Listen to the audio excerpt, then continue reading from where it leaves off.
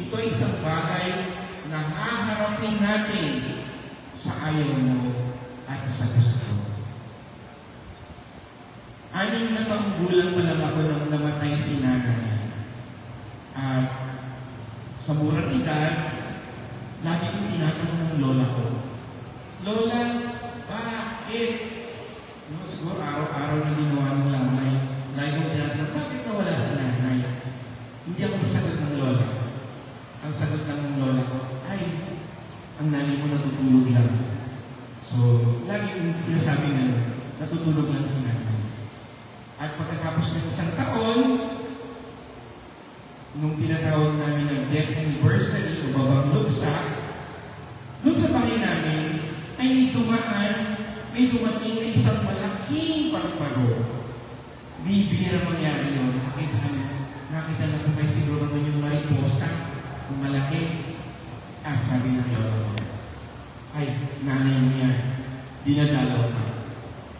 So, na-associate yung kamatayan sa paru-paro sa tinatawag na isang itong paru-paro na ito. Bakit? Sapagkat ang paru-paro ay dumadaan sa tinatawag na pagiging caterpillar nila. Pagkatapos sa caterpillar, siya ay nagiging kukun. Yung kukun, ipapasok niya yung kanyang sarili. Titignan mo, nakalagay doon, nakalambitin na, para na siyang walang silbi. Patay, kamatay. Yun yung tinatawag na kukun na stage. Pero after 2 days, 3 days, lalabas ang isang napakagandang paru-paro. Punong-puno ng kulay, napakagandang tingnan sa mata. At ito ang tinatawag natin kamatayan. Ito ay stage lamang, daraan lamang. Darating ang panahon, tayo ay papasok sa kaliwalatian ng Diyos upang isang maging napakagandang paru-paro. Ano ang bababao natin sa kanila? Ngayon magpapaalam tayo sa kanila. Unang-una, babao natin ang panalangin. Kaya nga tayo nagmimisa ngayon at pinapakataas sa uri ng panalangin. Ipagdasal natin sila kahit pagkatapos ng libing, patuloy natin ipanalangin ang kanilang kaluluwa. Because prayers are like incense, it cleanses the soul of our beloved dead. Ikalawa, ialay natin ang tinatawag na pagpapatawad. Kasi wala namang taong perfecto, di ba? Wala namang perfectong nanay, walang perfectong kapatid, walang perfectong kaibigan. Lahat tayo may pagkakamali, lahat tayo may pagkukulang, lahat tayo may pagkakasala. Pero kung anuman ang pagkakamaling nagawa nila sa atin, anuman ang pagkakasala na nagawa nila sa atin, at tayo man, kung anuman ang pagkukulang na nagawa natin sa kanila, ialay natin ang kapatawaran, ang pagpapatawad. Because there is no peace without forgiveness. And lastly, ialay natin ang pasasalamat. Pasasalamat sa Diyos na nakapiling natin sila sa magagandang alaala na babaunin natin sa ating puso. Maaring wala na sila sa ating piling, pero nananatili sila sa ating puso sapagkat dala-dala natin ang mga magagandang alaala nung sila ay nabubuhay pa at kapiling natin. Paunin natin at higit sa lahat, pasalamatan ng Diyos.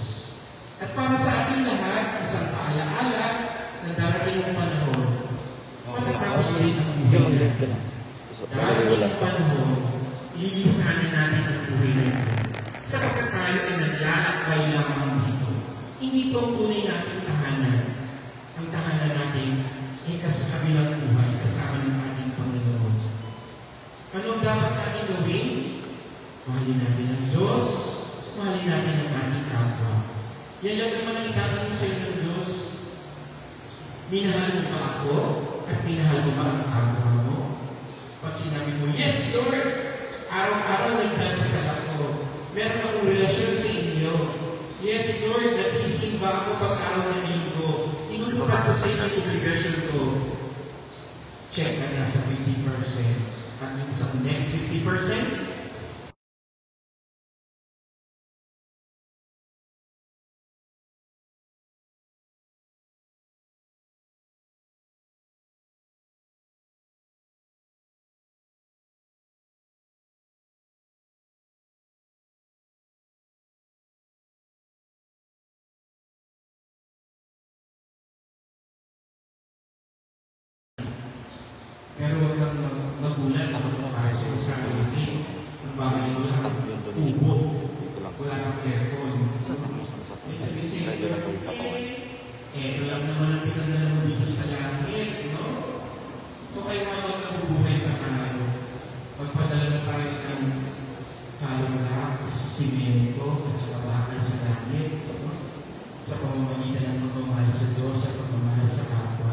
Yung pagpapasok mo doon ay hindi lang mubo kundi mansyon, palasyo, ang naghihintay sa iyo.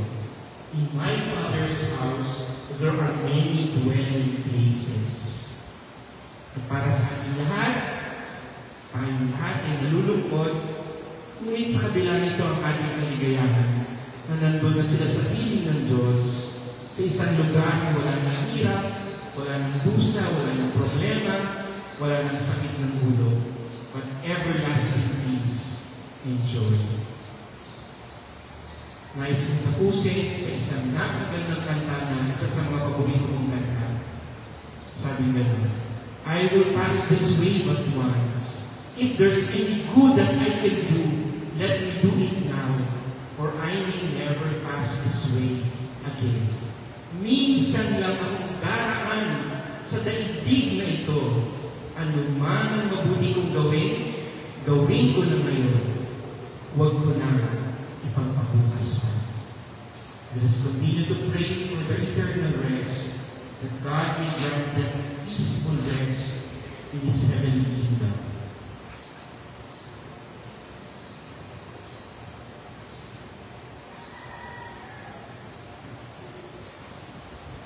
Mga kapatid, halina't manalangin